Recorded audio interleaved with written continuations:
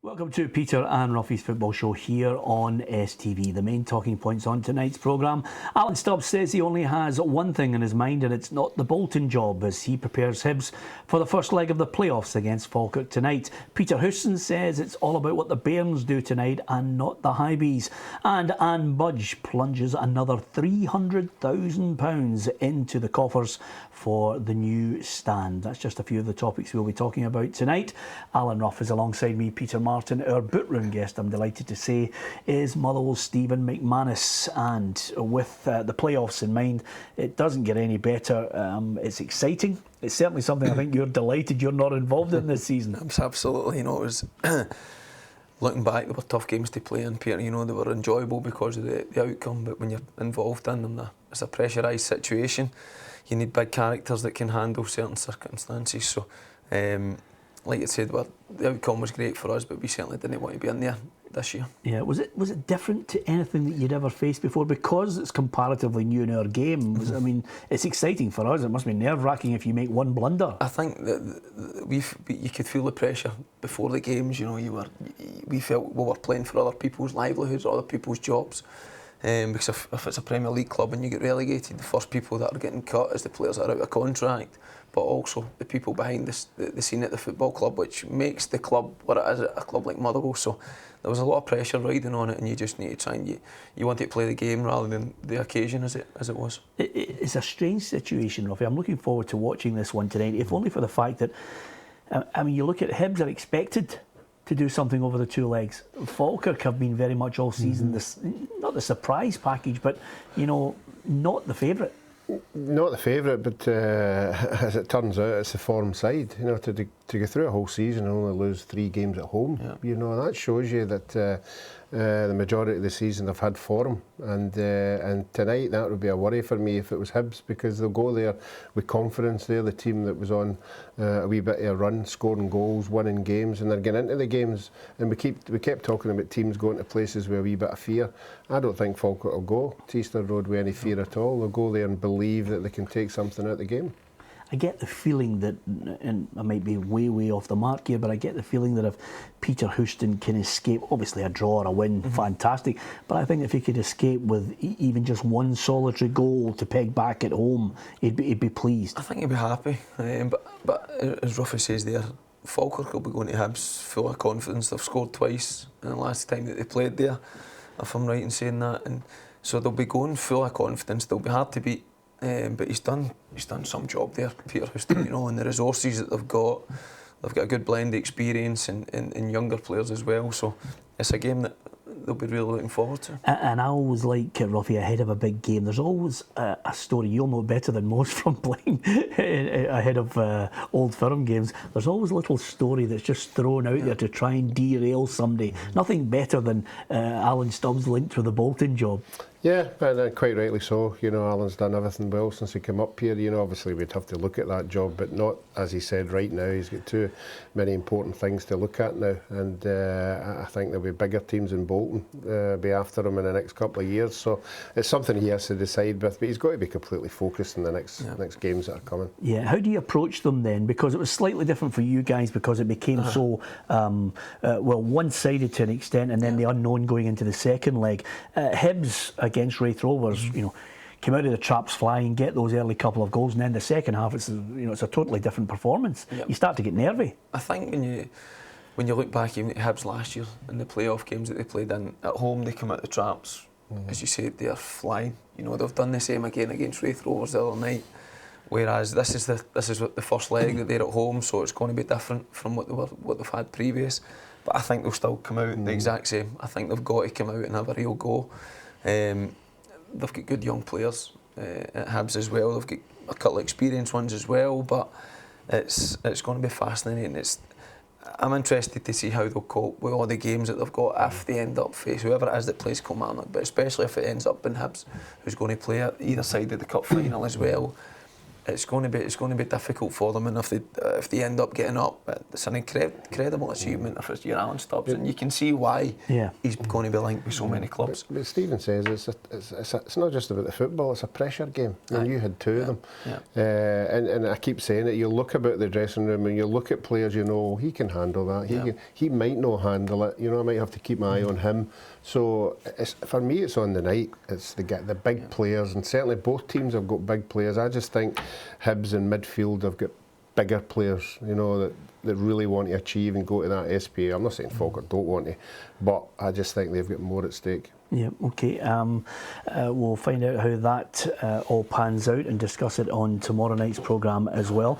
Other news that I want to touch on, Roughie and Budge, you know, I said plunge, probably plough as well. You can use any adjective to describe, you know, her support for Hearts has been massive. They've got a stadium which could cost them, you know, upwards of £20 million, and she's put in £300,000. She'll defer any kind of repayment on it.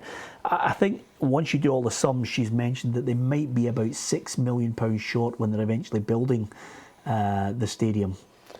So, you know, I think they can make that up when you consider the massive support that Hearts have. And I just clarify, I think they've budgeted for around about £13-14 million for the stadium. There'll obviously be investment will be involved in that as well. There's more big Hearts supporters than Anne Budge. I'm sure a lot of people will buy into what's happening at the club. I think she's obviously put more money in to sort of maybe help the playing side of it, you know, to take that burden. If they want to build and buy some players in, then that 300,000 might just make it a wee bit easier to bring one or two players in. So I think she's just dealing with the whole picture there, but, because it's a lot of money. Yeah, it's a lot of money. I think, though, if you see intent from the board, the fans are more likely to jump on board and help out as well, which they have done in great numbers at Tynecastle. Absolutely. I think if you speak to any player that's played there, Tynecastle's one of the best atmospheres that you'll play at. And Anne Budge, she's certainly financially, she's backing the club, she's backing the manager, backing Craig Levine and everybody there, and it seems to have been a place that's on the up. Yeah, and you mentioned there the great atmosphere, Stephen. I mean, once they get that capacity up to 20,000, I mean, if they keep that new stand close to that, you know, trackside, it'll be awesome. Yeah, absolutely, and especially when you look at, you need Rangers in the league. If Hibs come up, you've got your kind of big six, if you like, and again it's an Edinburgh derby that could possibly be back again, which in the atmosphere, I say the atmosphere at Tynecastle's great. They really get behind their own players, and if you're in a visitor playing there, they're great games to play in. Yeah, did you have a good success rate there? Brilliant this year. I think we get beat 6-0 out there. 6-1. I was trying to paint the bigger picture of all the games rather than the nightmare of what's just happened. Anyway, that didn't go according to plan. What do you make of the League Cup being sponsored by Betfred? Again, you know, full marks to the SPFL board. They've managed to get more money into the game.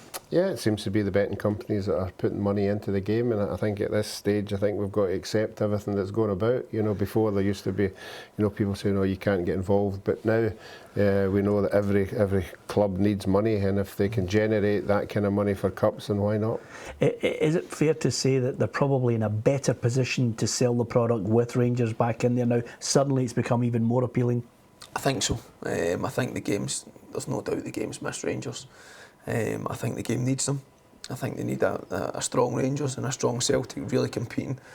And Scottish football needs all the help it can get, especially financially. Financially is the biggest key, because that's, you want the players, you want the clubs to be able to produce young players, but you still need investments from the outside. Do you still want to see, do you think it can also accommodate a strong Hearts, a strong Aberdeen, a strong Hibs? I mean, wouldn't it be great if they could really do something, rather than us getting to a situation where, you know, Celtic fans are talking about 10 in a row, Rangers fans are talking about just stopping 10 in a row? You want, I think this year Aberdeen put on a good fight. I still felt at the start of the season that Aberdeen would fall short by I didn't think they would get 6 points close enough to Celtic, but again, Derek McManus has done a tremendous job, and I think for our game as a product, there must be competition. There must be a strong Hearts, a strong Aberdeen, a strong Celtic, a strong Rangers next year, and it can only improve our game. Yeah, absolutely, and of course, I'm sure you'd agree on that, Roughie, that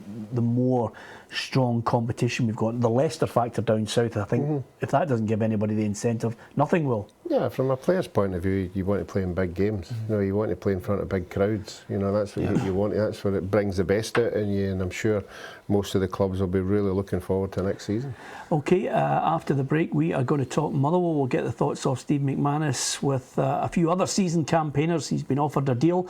Is he about to take it, or will Roughie and myself finally come up with a deal that brings him into the studio on a regular basis? I think the odds might be at Fir Park. Join us after the break. Welcome back to Peter and Roughie's Football Show. Alan Rough is alongside me, Peter Martin. Our bootroom guest is Motherwell Stephen McManus, and at this time of year, I think most footballers are starting to, maybe look to the holidays. Some are actually getting mightily worried about what they're going to be doing next season, trying to look for clubs, possibly trying to renegotiate deals. Of course, there's more than a few experienced players that managers have to let go. I'm looking at Hearts, Blage Augustine and Miguel Pallardo. They'll be leaving at the end of the season. I'm sure Robbie Nielsen will be looking to let a few others go. Mark McGee, on the other hand, I think has shown a tremendous amount of what I would call loyalty to you guys for what you've achieved this season. I think the killer for him is going to be to try and get you guys on a deal that suits. How, from a personal point of view, are you close to a deal? What's happening? I think just now it's still early days in the negotiations. The manager spoke to us on Thursday, myself, Stephen Hamill and Keith Lasley.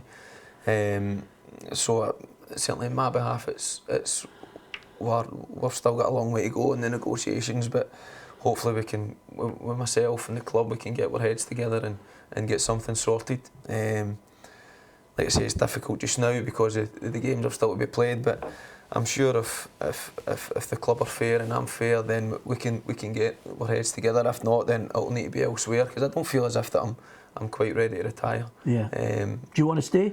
I do. I've thoroughly enjoyed my time at Motherwell. It's a tremendous club. The people at the club have been terrific. The managers come in and been excellent. The fans have been terrific. But with the change in ownership, Les Hutchison's unfortunately, he's kind of took a back seat in a bit now.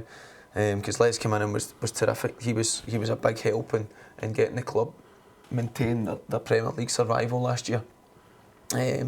And now it's the Welsh Society's kind of taking over it, so there's still a long way to go within the negotiations, but hopefully we can get something sorted. Yeah, and at the top level, you're 33. Do you feel as if you've got another 2 or 3 years in? Yeah, absolutely. I'd be the first one to say if I was struggling, fitness-wise or football-wise, if I was struggling to cope at this level. But I think over the last 3 years that I've been here, I think I've played over 120 games at Motherwell, which is, for me, it was great. The biggest thing coming back up the road was to play football matches, and I've done that, and I want to keep playing for as long as I possibly can. Yeah, I think that's the difficult conundrum here. You know, Mark McGee has already mentioned, Roughie, that he wants to develop some of the younger ones, but he's well aware of what these guys have done. You know, Lasley, Pearson, all of these guys have been linchpins that they've been able to build on McDonald's goals too. Yeah, and I think Mark, showing how good a manager he was, identified it. You know, I think when he came up initially, tried to tweak it a wee bit and give some of the young boys a chance, but he identified right away, but right, that's not working, I'll go back to this and shuffle it about, and he ended up most of the experienced boys playing, and that's where you get success. And why would you change that, you know, if you see, you know, what the guys can do for you? Yeah, and it's more difficult. I think the biggest problem, Roughie, is trying to actually recruit a player of a similar standard. That costs a bit of money, you know, a standard where you've got the experience and you can do something. It's very difficult for you to talk about that, but certainly from our point of view, trying to replace that calibre of player is always difficult. There's a couple of things I want to get your thoughts on before we talk about the Football Writers Player of the Year, which has been announced. Ziggy Gordon, another man that we're not surprised to be leaving in the summer, looking for a club. I think he's one of those guys that a lot of clubs will be looking and thinking he will be a good recruit. Yeah, I think Ziggy will be saying to himself it's his time. You know, and we talked about it when he was in here, you know, it's a horrible, horrible feeling in a dressing room when you see your mates leaving every year, you know, and they all go into bigger and better things and you're left behind. And I think now he's just said to himself, right, I've done my bit here. You know, I want to see what these guys are experienced, whether it's down south or up here. He's certainly got all the experience in the world. Yeah, okay. Well done to John Hughes as one the manager of the month for April. And of course, the Scottish football writers have announced ahead of Sunday's gala dinner that Lee Griffiths is the Player of the Year. Yep, I think that was a bit of a given. You know, he's had a tremendous season. You know, and obviously every award that's came his way has been worthwhile. He's I don't know what he's done to himself, but he's a different person on and off the park, and he's approaching the game properly, and I think he's getting the rewards from it. Yeah, he'll be gutted if he doesn't get the 40th goal tomorrow night, but in a strange sort of way, that's the expectation level of Lee Griffiths, but 39 is still to be celebrated. He's had a tremendous season. I think he got a bit of a hard time before he came to Celtic, even when he just kind of signed at Celtic. A lot of people made judgment on him without actually knowing him or seeing him play. There was off the field instances that people were reporting on that they never gave him a proper chance. I never felt they never let his football do the talking. And when you look at him this year, he's took his game to a whole new level. And I spoke about him a couple of weeks ago. I think it was before the Old Firm game, and he'll now be looking at it saying he's established himself as a Celtic number 9. And now he'll be looking about how do I become Scotland's number 9? How do I go and end up playing, making sure I'm the first name in the team sheet for Scotland? Because I think for me, he's that good a striker that he can lead the country for the next few years. Yeah, we still don't know who's going to be his manager, Roughie, but the good news is another betting agency has now suspended betting on Roy Keane. So there's bookies who've suspended their betting on Brendan Rodgers. They've suspended it on everybody and their granny in relation to this job, Roughie. I would say quite simply, the ambition here, I think, the interview that we did with him a couple of months back now, that's what Celtic fans, I think, want to see. They want to look and see David Moyes. Yeah, I think the Celtic board are now maybe getting put into a corner. I think it's very evident that everybody, to a man, wants David Moyes, and if they go down that ladder, whoever they do pick, if it's not David Moyes, it's a hard shout, you know, because fans being fans have expectations of who they want at the club, and if it isn't David Moyes, it'll be interesting to see who it is. You see, everybody's been talking, Stephen, you know, obviously Mark McGee will have his own budget for Motherwell, his own expectations, but Aberdeen, Derek McManus, back me with cash for the title. Rangers fans, you know, Mark Warburton, they want to see Dave King's money to back him with cash. But I think from Celtic's perspective, you know, David Moyes, you know, he'd want to bring in 1, 2, 3 quality players. You were in a Celtic side that didn't have the millions of Martin Neal, but it still had quality. Yeah, and we had the challenge of Rangers every single year, so in every single game you had to, and that's what Celtic are going to face this year. I think for me, I think the question will be if David Moyes wants the Celtic job.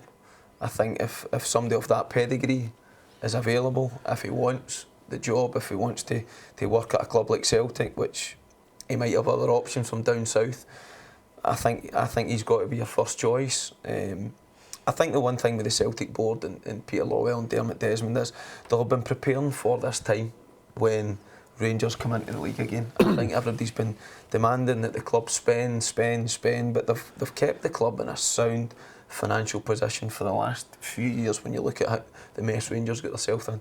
So I think they'll take their time and they'll pick the right man. I've no doubt they will pick the right man for the job. And I think it will depend on the calibre of manager like a Brendan Rodgers or a David Moyes. It will depend if they want the job for me. Yeah, okay, just a footnote to that. Still the incentive to try and just put one last good performance in against Ross County to finish the season on a high, because you had your chances at the weekend. Yeah, we did. We went 1-0 up, and it was a difficult week for us behind the scenes. There was a few things going on that made it quite difficult, but we got ourselves into a really good position going 1-0 up. And I felt after that we never maybe took. I think if we'd have got the second goal, it would have been game over. But listen, fair play to Tommy Wright. You know, he's done a tremendous job at St Johnstone. When you play against the St Johnstone team, you know you're in a game. But there's 2 games to go, And for us, we're looking to try and win the 2 games if we possibly can, and as you say, finish the season on a high, because I think we deserve to be where we are, but we want to finish as high as we possibly can. Yeah, absolutely. And of course, there's no chance of the fans getting on the pitch at the game at the weekend. There's no chance of any fans getting down to do the shopping. There was that many security guards on the park. Nobody can even get through the shopping centre, Roughie, if there's that many. Talk about being overly cautious. Okay, listen, we wish you well in the negotiations, and of course, Keith and all the other boys negotiating at Motherwell, and let's hope you have a good end to the season. It's been great for Mark McGee at Motherwell. Roughie, I just want to end on a little sad note, because on many an occasion I was going to interview any Partick Thistle manager. You'll know more than most that the kit man Ricky has sadly passed away, and I think anybody who goes to Firhill, him and Chico were synonymous with it. Yeah, we always talk about players being legends at clubs, but these two certainly were legends. As soon as you walked through that front door, they were the first 2 you met, and they were just a fun to be with. You know, they just ran the whole. They were the ones that came up with all the wee practical jokes and everything, and they'll be really sadly missed, the both of them. Yep, absolutely. I'm glad that Stephen mentioned that playoffs, where a club finishes in the table, it has implications for everybody. A football club is made up of so many other parts, and so many parts that make it enjoyable for people, and Ricky was certainly one of those characters. Our thoughts with his family. Great to have Steve McManus in the studio. From Roughie and myself, thanks for watching. Good night.